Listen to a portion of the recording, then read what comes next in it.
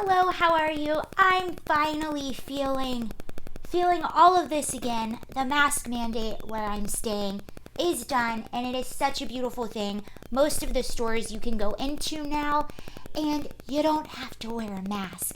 And it is amazing to see everybody's smiles and their feelings and their expressions. The first day that I went out, I was in a restaurant and I was walking out, and this woman was coming in. I was holding the door open for her, and she had her mask kind of up, and she was like, "Do we have to wear our masks in there?" And I was like, "I don't know. I just didn't." And she just took it off, and we both had a giggle, and she walked in.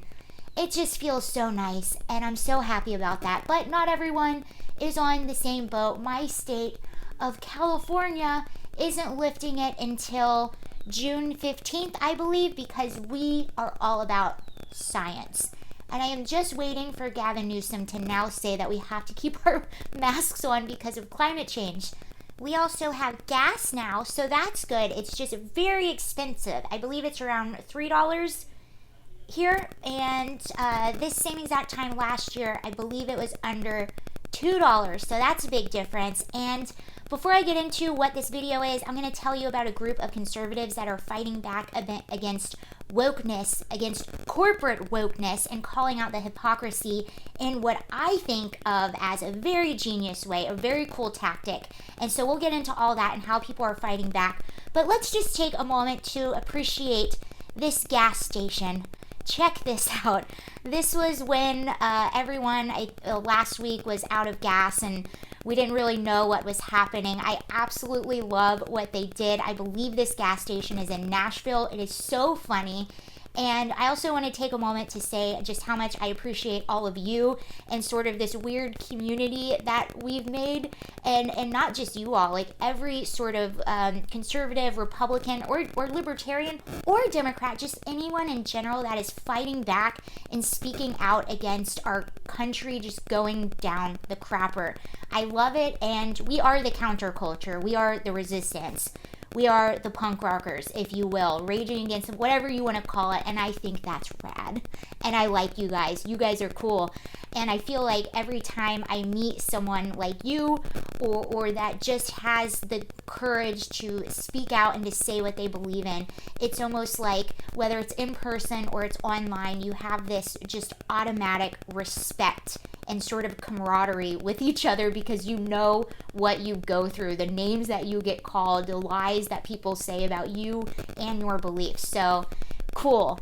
I like this guy. I like this gas station. If you live there, go spend some money there. But this is CNBC reporting this, and this is a group of conservatives called Consumer Research, and they are fighting back against all of these corporations and these CEOs that are coming out and giving their stance on politics. So basically what this group is doing is they've spent over $1 million on ads, and the ads are going to run sort of like political ads.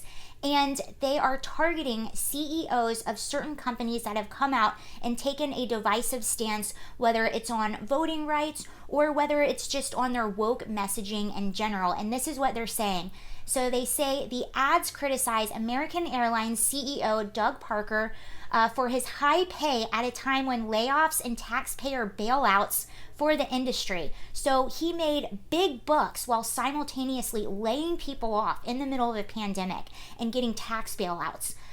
So they also target Coca-Cola CEO James Quincy over obesity in America, and they criticize Nike CEO John Donahoe over allegations of forced labor in China. So basically they're saying that these CEOs and corporations are taking their eye off the ball. The ball should always be the consumer, and your consumer is everyone, and by their messaging they are alienating about half of their consumers. And what this group is arguing is that you're doing this and you're shaming half of your consumers, yet look at what you're doing. So they are calling out these CEOs for their iffy behavior, if you will, and I think that is a genius way to go about this. The reason you're doing this is because you are trying to distract everyone from this, and that's what all these ads are about. They are funded by donations, and they are not releasing the name of any of their donors because Why do you think that is? NBC reached out to all of these CEOs asking for comment on the ad. None of them got back except for American Airlines. And this is what they had to say. Texas-based business, we must stand up for the rights of our team members and customers who call Texas home and honor sacrifices made by generations of Americans to protect and expand the right to vote. And of course, American Airlines is referring to voter ID, which half of the country does not agree. Actually, the majority of Democrats and Republicans think that ID should be required to vote. And what they're pointing out with these ads, and something we've talked about a lot, usually the people that virtue signal the most or that shame the most are usually the most guilty. Look at Hollywood, for example.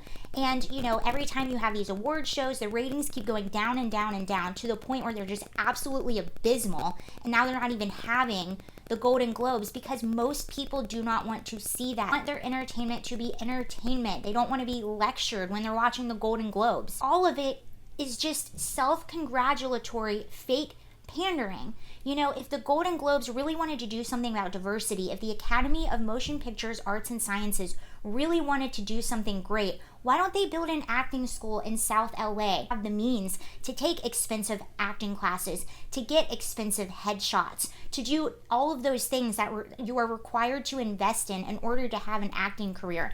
The people that are already in Hollywood, the people that are already auditioning and already in these acting classes and already have agents, I would argue, are some of the most privileged of the privileged in the whole entire world. I mean, you can do it. I did it coming from nothing, but it is hard. And I had a lot of people around me that were supporting me. That was the only reason I was able to do it. They would never actually get their hands dirty and do something. That would take actual work. They just want to look like they're doing something and then they want to lecture at you. What was the company? I made a video about it recently. It was Seventh Generation. Same thing with them. They came out and made a statement on defund the police. This is a soap company that makes expensive soap. Why does my soap need to lecture me? With Brearley Academy in New York, or the Brearley School, or whatever it is, the school that costs $50,000, and it is one of the most exclusive schools in New York, where I believe Chelsea Clinton went and a few other people, and now they're shoving critical race theory down their students' throats. When, look at them, are they inclusive? No. It's baloney. And I just think what this group is doing is really cool. I think it's really smart. Even this Chrissy Teigen thing that we were talking about recently, who is followed on Twitter by the President of the United States. Why? She is very vocal about her disdain for Trump or anyone that supports him or anyone that is a Republican, and has said some of the most atrocious things, loves to call people out, loves to try to get people canceled. And look at what she's been doing for years. She's been targeting children on the internet, telling them to off themselves, making fun of people that really did try to harm themselves and really did do things like that. And this person is just propped up in the media as this darling, as we're supposed to love her. She's got Target behind her, Macy's was behind her, all these corporations, like I just said, to the President of the United States following her on Twitter. And look at what she's been doing the entire time. And I think we talked about this in that video, but the girl, Courtney Stodden, has been very vocal about being harassed by Chrissy.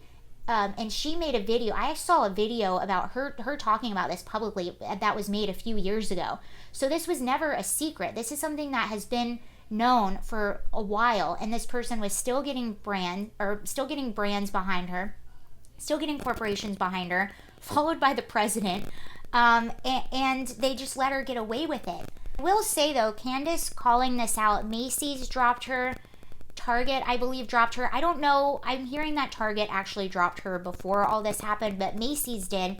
And it's interesting too, a lot of people were criticizing Candace Owens for, you know, perpetuating cancel culture, something that conservatives and Republicans are always against, calling it out. I don't know. I honestly don't mind it, and I don't see that as the same as cancel culture to me. Cancel culture is taking an indiscriminatory tweet or a joke or things that were not meant to harm, or even something that back in the day was maybe not appropriate, but it was accepted, but today just isn't accepted. It's taken something like that was meant innocently and then trying to publicly shame someone and get them dropped by brands and all of that stuff. I think sometimes you have to change tactics a little bit and say, you want to play this game? This is the game you want to play, and this is the game that Chrissy Teigen set the rules for. Her and her people set the rules for this game. So you know what? You want to play that game? Let's play that game. Conservatives have been polite, have turned the other cheek, have played fair, have played righteously, and look at what's happening. It's not working. So I like seeing this new fight in people, and a long time ago, I watched a really interesting interview with Donald Trump. And it was after he won the 2016 presidency, and it was a sit-down interview. Like it was going to be a walking interview. Well, there's walking interviews. It was a sit-down interview. They were sitting in chairs, and the interviewer was asking Trump, do you regret some of the name-calling and some of sort of that lower ball stuff that you did during the campaign and now even? And he said, you know what? I had to.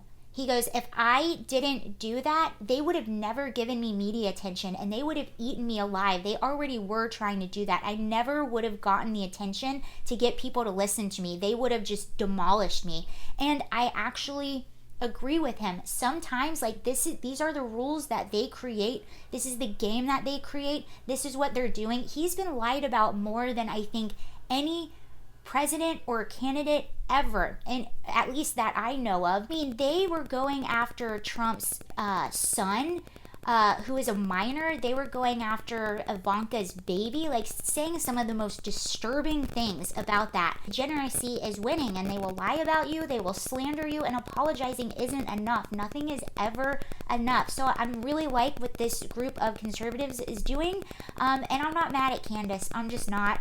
So let me know what you guys think about that. If you disagree with me about the Candace thing, I would really like to know, and I would like to hear your argument. But that's just where I'm at right now with it.